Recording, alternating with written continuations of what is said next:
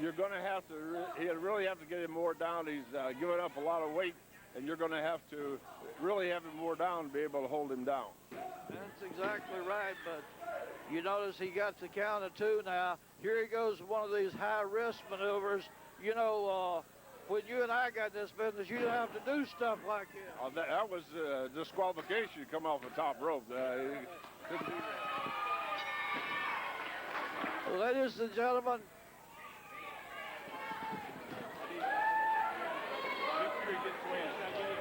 Dick Fury is the winner. Dick Fury is the winner, and in now is DL Cool. John coming in now. This guy, he's old school, and he's an old meanie. Calls himself DL Cool. Hear those chops? Yeah, that brings back memories of some guys like Wahoo and Jay Youngblood.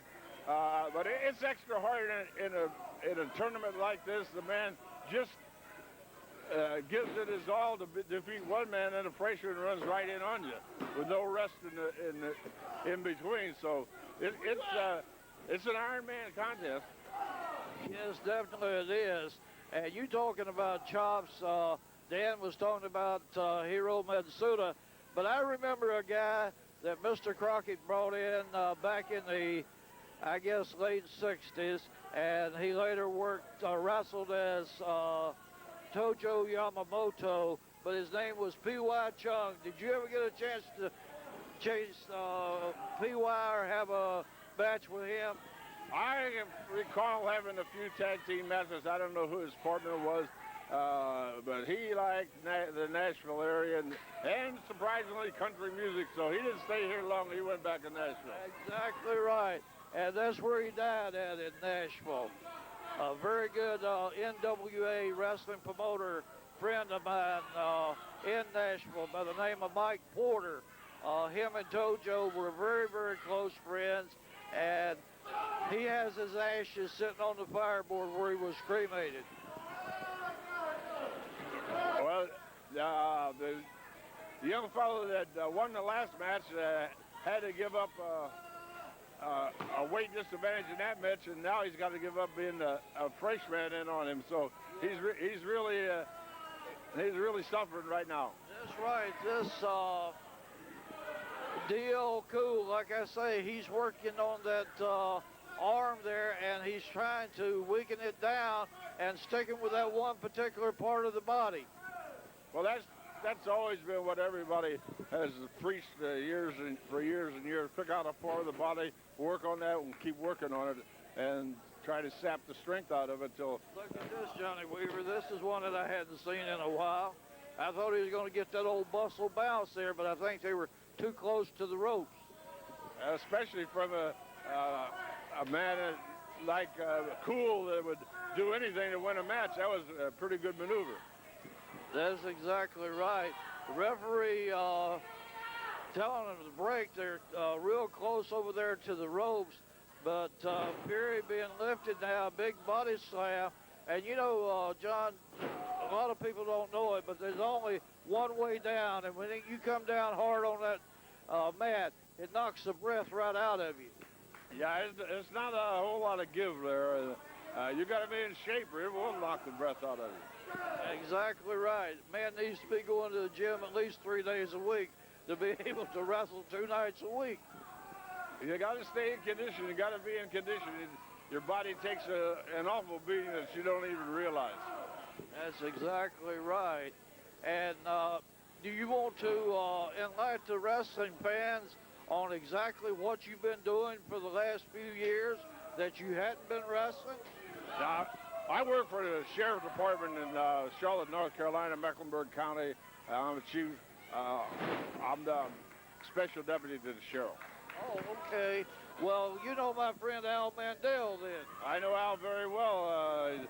Fortunately, he was he had chest pains on Christmas Day. We had to rush him to the hospital, but he's fine right now. Well, good. I'm glad to hear that Al's going to be all right. But I've known Al since 1970, I guess, and he's quite a character, and he's real dedicated to his wrestling and also to the Sheriff's Department. He certainly is. He's helped me a lot. Well, that's good. And notice this now, a big takeover in the count of 2. And being lifted up now, Nick Fury by D.L. Cool. And notice there, John, the way he has that, I believe it's turned into a smother hold. He got his air cut off. That's why the referee was calling for a break. It had to be a smother hold. Tell you what, Charlie, D.L. Cool, I'll ask Johnny this. The way he hits and he lays in on somebody, he reminds me of the late Johnny Valentine. And you've been in the ring with people like that. The more they hit you, I mean, your recovery time, it's got to be telling on you as the match goes on. Especially this young fella he's in there with has already wrestled one man, so the recovery time is less and less. Well, one thing for sure, when he mentions Johnny Valentine, if there ever was an old meanie, Valentine was an old meanie.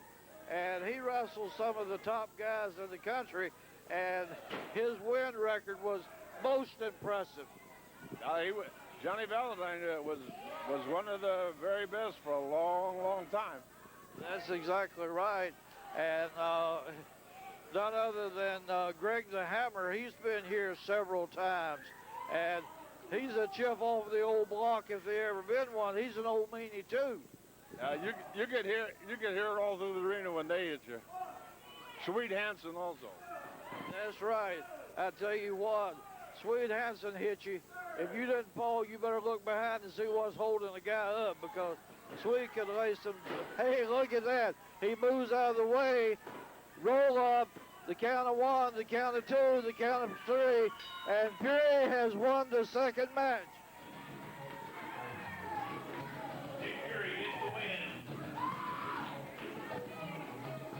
He's going to get another opponent. How about that, John? His recovery time better be quick. Exactly right. Exactly right.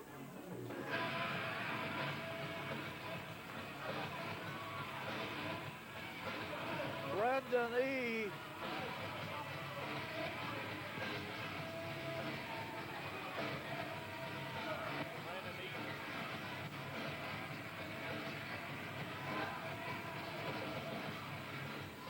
Brendan E. now to face Nick Fury.